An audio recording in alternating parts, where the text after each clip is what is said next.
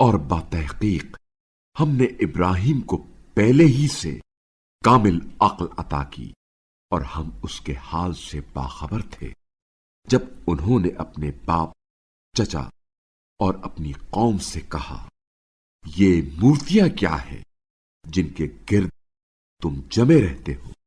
کہنے لگے، ہم نے اپنے باپ دادا کو ان کی پوجا کرتے پایا ہے۔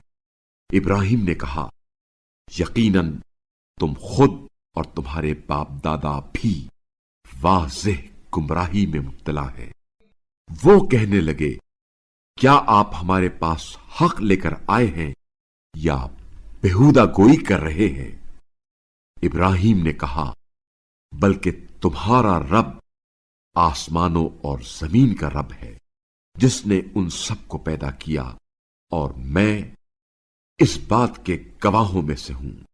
اور اللہ کی قسم، جب تم یہاں سے پیٹھ پھیر کر چلے جاؤ گے تو میں تمہارے ان بتوں کی خبر لینے کی تدبیر ضرور سوچوں گا۔ چنانچہ ابراہیم نے ان بتوں کو ریزہ ریزہ کر دیا سوائے ان کے بڑے بت کے، تاکہ وہ اس کی طرف رجوع کرے۔ وہ کہنے لگے، جس نے ہمارے معبودوں کا یہ حال کیا ہے یقیناً وہ ظالموں میں سے ہے۔